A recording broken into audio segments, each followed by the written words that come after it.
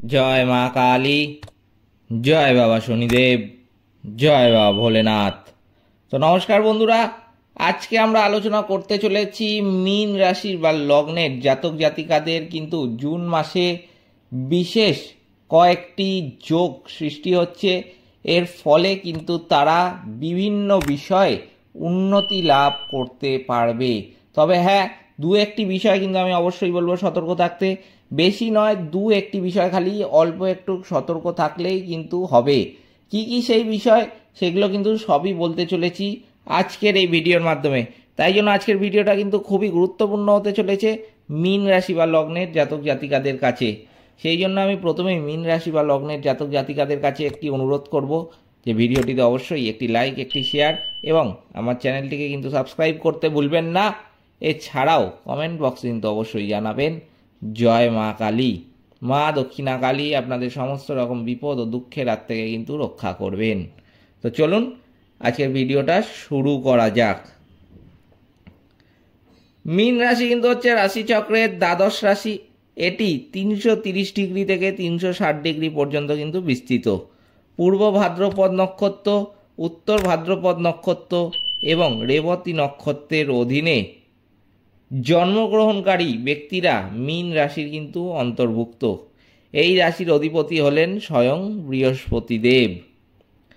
তো আপনাদের প্রথমেই জানিয়ে রাখি যে কি কি বিরল যোগ সৃষ্টি হচ্ছে এই জুন মাসে। প্রথমে যেটা দেখা যাচ্ছে কিন্তু আপনার রাশির ষষ্ঠ ভাবের অধিপতি রবি রবিবার দিন অর্থাৎ 15ই জুন 2025-এ চতুর্থ ভাব মিথুন রাশিতে কিন্তু প্রবেশ করবে। এই গোচর গার্হস্থ্য বিষয়ে সতর্কতা এবং শত্রুদের উপর বিজয়ের ইঙ্গিত কিন্তু একটা দিচ্ছে। আদালতের মামলায়ও কিন্তু অনুকূল ফল পাবেন এর ফলে মীন রাশি বা লগ্নের জাতক জাতিকারা। আপনার রাশির চতুর্থ এবং সপ্তম ভাবের অধিপতি বুধ শুক্রবার অর্থাৎ 6 জুন 2025-এ চতুর্থ ভাব মিথুন রাশিতে প্রবেশ করবে এবং তারপর রবিবার 22 জুন 2025-এ পঞ্চম ভাব কর্কট রাশিতে কিন্তু সঞ্চার করবে। এই গোচরও কিন্তু সৃজনশীল বিষয়ে যোগাযোগ দক্ষতা যেমন উন্নত করবে, তেমনি শিক্ষার্থীদের জন্য কিন্তু ভালো সময় নিয়ে আসবে। শুক্রের গোচরও কিন্তু মিথুন রাশিতে প্রবেশ করবে। এর ফলে ভাই বোনের সঙ্গে সম্পর্কে ইতিবাচক ও গার্হস্থ্য সুবিধা বাড়িয়ে তুলবে। ছোট যাত্রারও কিন্তু সুযোগ লক্ষ্য করা যাচ্ছে। এই রকমই কিন্তু বিভিন্ন যোগ সৃষ্টি হয়েছে জুন মাসে। আমি তার মধ্যে কয়েকটির উদাহরণ দিলাম, সবকটি এখন বলতে পারছি না, কারণ বললে ভিডিওটা অনেকটা বড় হয়ে যাবে। তো আমি যেটা মূল বিষয় এর থেকে আসতে চাইছি যে এই যে যোগগুলো সৃষ্টি হয়েছে এর ফলে কিন্তু মীন রাশি বা লগ্নের জাতক জাতিকাদের কিন্তু ব্যাপক উন্নতি লাভ হবে এই জুন মাসের 6 তারিখের পর থেকেই। এই জুন মাসে 6 তারিখের পর থেকে মীন রাশি বা লগ্নের জাতক জাতিকাদের জন্য ভালো ফলাফল কিন্তু হতে চলেছে। রবি, বুধ এবং বৃহস্পতি চতুর্থভাবে সঞ্চার করার কারণে গার্হস্থ্য বিষয়ে কর্মজীবনের সুযোগ এবং ব্যক্তিগত উন্নয়নে কিন্তু ইতিবাচক একটা লক্ষ্য করা যাচ্ছে। মঙ্গল এবং কেতুর ষষ্ঠভাবে থাকার কারণে স্বাস্থ্য এবং কর্মজীবনেও কিন্তু কিছু চ্যালেঞ্জের সম্মুখীন হতে পারে মীন রাশি বা লগ্নের জাতক জাতিকারা। তবে খুবই সামান্য পরিমাণে সেটা কিন্তু লক্ষ্য করা যাচ্ছে। শনি প্রথমভাবে এবং রাহু দ্বাদশভাবে থাকার কারণে আর্থিক খরচের প্রতি একটু সতর্কতা অবলম্বন করতে হবে মীন রাশি বা লগ্নের জাতক জাতিকাদের। ব্যক্তিগত জীবনে মনোযোগ প্রয়োজন। এই মাস আপনাকে কিন্তু আপনার স্বাস্থ্যের প্রতি বিশেষ মনোযোগ দিতে হবে। কর্মজীবনে এই মাসটা কিন্তু অত্যন্ত ভালো হতে চলেছে। প্রথম 2 সপ্তাহ জুন মাসে কিন্তু বুধ চতুর্থভাবে থাকাকালীন কর্মজীবনে ইতিবাচক সুযোগ এবং ঊর্ধ্বতন কর্মকর্তাদের সমর্থনও কিন্তু মিলবে, যার ফলে আপনার কাজ সফলভাবে কিন্তু সম্পন্ন হবে।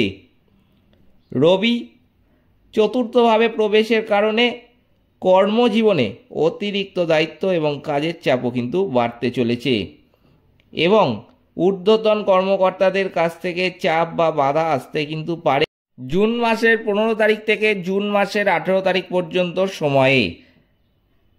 বুধ পঞ্চমভাবে প্রবেশ করলে কর্মজীবনে সংক্রান্ত সৃজনশীল প্রকল্পও কিন্তু সফল হতে চলেছে। সিদ্ধান্ত নেওয়া থেকে তবে কিন্তু অবশ্যই বিরত থাকবেন। কর্মজীবনের উন্নতির জন্য ছোট যাত্রা হতে পারে। যারা চাকরি পরিবর্তনের চেষ্টা করছেন তাদের জন্য পরের মাস পর্যন্ত অপেক্ষা করা কিন্তু শ্রেয়, কারণ এই মাসে কিন্তু বিলম্ব হতে পারে। আপনার পরিশ্রমের যথাযথ ফল কিন্তু এই সময় মিলবে, তবে একটু ধৈর্য ধরতে হবে। আর্থিক অবস্থা কিন্তু এই মাসে ভালোই থাকবে। বৃহস্পতি চতুর্থভাবে থাকার কারণে আয়ের উৎস স্থিতিশীল থাকবে এবং অপ্রত্যাশিত আর্থিক লাভ যেমন অতীতের বিনিয়োগ, বোনাস ইত্যাদি কিন্তু হতে পারে। শুক্র আবার তৃতীয়ভাবে থাকাকালীন মাসের শুরুর দিকের কথা বলছি আমি, যে ভাই বোন সংক্রান্ত বা যোগাযোগ ভিত্তিক কার্যকলাপের মাধ্যমে আর্থিক সুযোগও কিন্তু আসবে। তবে রাহু দ্বাদশভাবে থাকার কারণে স্বাস্থ্য খরচ বা ভ্রমণের জন্য অপ্রত্যাশিত ব্যয় কিন্তু একটু বাড়তে পারে মীন রাশি বা লগ্নের জাতক জাতিকাদের। শুক্র চতুর্থভাবে প্রবেশ করলে গার্হস্থ্য খরচ যেমন বাড়ির সাজসজ্জা বাড়তে পারে। বিনিয়োগ বা যানবাহন বা সম্পত্তি কেনার জন্য এই মাসটা কিন্তু যতটা পারবেন আপনারা এড়িয়ে চলবেন এবং খরচটাকে যতটা পারবেন কিন্তু নিয়ন্ত্রণ করবেন। এই বিষয়ে কিন্তু অত্যন্ত সতর্ক থাকতে হবে মীন রাশি বা লগ্নের জাতক জাতিকাদের। অপ্রয়োজনীয় খরচ থেকে যতটা পারবেন দূরে থাকাই কিন্তু ভালো এই জুন মাসে। এরপর পারিবারিক দিক থেকেও কিন্তু যেটা দেখা যাচ্ছে এই মাসটি একটি সুখী সময় নিয়ে আসতে চলেছে। বৃহস্পতি চতুর্থভাবে থাকার কারণে পরিবারের সদস্যদের সঙ্গে সম্পর্ক আরও দৃঢ় হবে এবং তাদের কাছ থেকে সমর্থনও কিন্তু পাবেন, যা কঠিন সময়ে আপনাকে কিন্তু শান্তি দেবে। শুক্র তৃতীয়ভাবে থাকাকালীন ভাই বোনদের সঙ্গে সম্পর্ক উন্নত হবে এবং বন্ধুদের সঙ্গে আধ্যাত্মিক স্থানে যেমন মন্দিরে বা অন্য কোথাও আধ্যাত্মিক স্থানে কিন্তু ভ্রমণ করতে পারেন। জীবনসঙ্গী কর্মজীবনে সাফল্য অর্জন করবেন, যা পরিবারে একটি আনন্দময় পরিবেশও কিন্তু তৈরি করবে। যারা বিবাহ সংক্রান্ত বিষয়ে অপেক্ষা করছেন তারা এই মাসেই কিন্তু ইতিবাচক ফল পেতে পারেন। মঙ্গলের প্রভাবে পরিবারে ছোটোখাটো তর্ক কিন্তু হতে পারে, তাই ধৈর্য সহকারে আচরণ করবেন।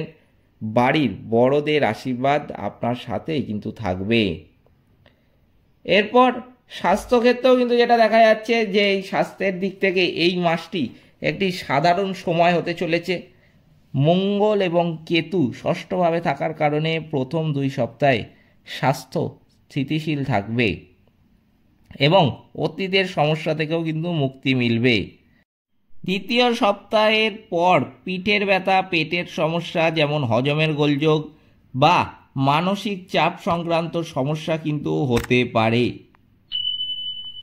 শনি প্রথমভাবে থাকার কারণে খাবারের প্রতি মনোযোগ দেওয়া এবং একটি সুষম জীবনধারা অনুসরণ করা কিন্তু খুবই গুরুত্বপূর্ণ।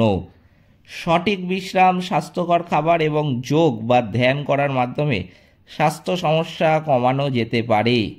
দীর্ঘস্থায়ী সমস্যা থাকলে কিন্তু আমি বলবো অবশ্যই ডাক্তারের পরামর্শ নেবেন। ব্যবসায়ীদের জন্য কিন্তু এই মাসটি সাধারণ ফলাফল দেবে।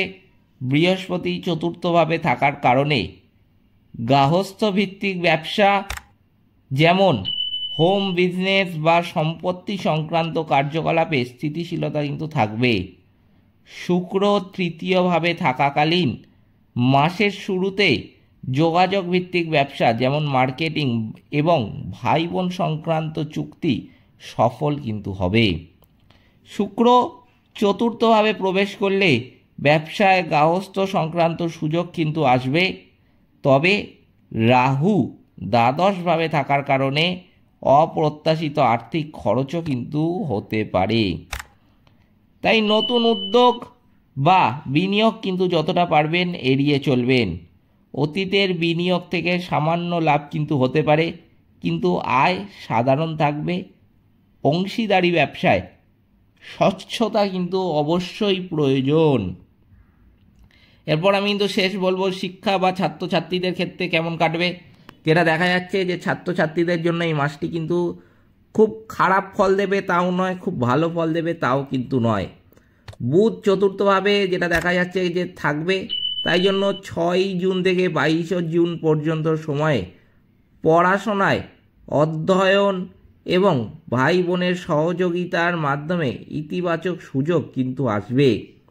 এরপর বুধ পঞ্চমভাবে প্রবেশের পর সৃজনশীল বিষয়ে যেমন শিল্প, সাহিত্য এবং প্রতিযোগিতামূলক পরীক্ষায় কিন্তু সাফল্য আসতে পারে, কিন্তু মানসিক চাপ বা আগ্রহের অভাবে মনোযোগ কিন্তু এই সময় কমতে পারে মীন রাশি বা লগ্নের জাতক জাতিকাদের। বৃহস্পতি চতুর্থভাবে থাকার কারণে উচ্চশিক্ষার সুযোগও কিন্তু আসতে চলেছে। মঙ্গলের প্রভাবে মানসিক চাপ কিন্তু হতে পারে, তাই কঠোর পরিশ্রম এবং আত্মবিশ্বাসের সাথে পড়াশোনা করে কাঙ্ক্ষিত ফল অর্জন কিন্তু করতে পারেন। হতাশ না হয়ে এগিয়ে যেতে হবে কিন্তু। এবার চলুন আপনাদের জানিয়ে রাখি যে প্রতিকার হিসাবে কী কী মানতে হবে মীন রাশি বা লগ্নের জাতক জাতিকাদের। প্রথমেই কিন্তু যেটা বলবো যে বৃহস্পতিবারে গুরুদেবকে বিষ্ণু অর্থাৎ তুলসী পাতা দিয়ে অর্চনা করলে কর্মজীবন এবং শিক্ষায় কিন্তু সাফল্য পাওয়া যাবে এবং জ্ঞানও কিন্তু অত্যাধিক পরিমাণে বাড়বে। শুক্রবারে দেবী লক্ষ্মীকে পদ্মফুল অর্পণ করলে পারিবারিক এবং আর্থিক সমস্যা কমবে এবং ঐশ্বর্যও কিন্তু লাভ হবে। মঙ্গলবারে হনুমান চল্লিশা পাঠ করলে স্বাস্থ্য এবং মানসিক চাপের সমস্যা দূর হবে এবং সাহস কিন্তু বাড়বে। এগুলো কিন্তু আপনাদের মানতে হবে প্রতিকার হিসাবে মীন রাশি বা লগ্নের জাতক জাতিকাদের। এই ছিল আজকের ভিডিওটিতে অবশ্যই একটি লাইক, একটি শেয়ার এবং আমার চ্যানেলটিকে কিন্তু সাবস্ক্রাইব করতে ভুলবেন না। এছাড়াও কমেন্ট বক্সে কিন্তু অবশ্যই জানাবেন। জয় মা কালী, মা দক্ষিণা কালী আপনাদের সমস্ত রকম বিপদ ও দুঃখের হাত থেকে কিন্তু রক্ষা করবেন। সকলে ভালো থাকবেন, সুস্থ থাকবেন। নমস্কার।